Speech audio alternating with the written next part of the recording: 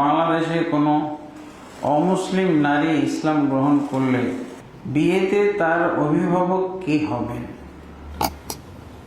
যিনি বিবাহের রেজিস্ট্রেশন করেন তিনি ওই নারীর অভিভাবক হতে কি পারবেন এবং ওই নারীর অমুসলিম পিতা কি অনুমতি নিতে হবে? না।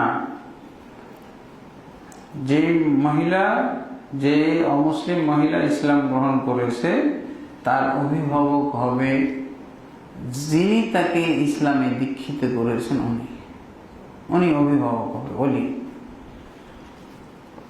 ইমাম অবশ্যই আলেমরাই হয়, তাই না? কোনো মসজিদের ইমাম, কোনো আলেম, কোনো মুফতি, তারাই তো ইসলাম কালেমা পড়ায়, তাই না? উনি অভিভাবক হয়ে গেল ওই দিন থেকে। কাজী না, কাজী তো মূর্খ হইতে পারে, কাজী না। হ্যাঁ, অনেক কাজে খাতা নিয়ে ঘুরে আর লেখে, তাই না? টাকা নিয়ে যায়। ও কি আলেম নাকি? ও কি ইমাম? অনেক সময় যারা যদি জ্ঞানী হয়, তারপর আমাদের যে বাংলাদেশের যে সরকারি যে বিবাহ রেজিস্টার খাতা, এগুলো তো ভুলে ভর্তি। কোরআন সুন্নাহর বিরোধিতা এর মধ্যে অনেক আছে।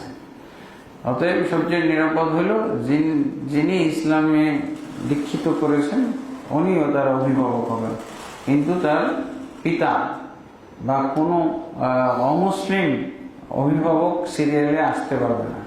একমাত্র যদি বিবাহের আগেই ইসলাম গ্রহণ করে তাহলে সে অভিভাবক হইতে পারবে। শুকরান ইয়া রাব্বি শুকরান, হাদাইতা কলবি শুকরান।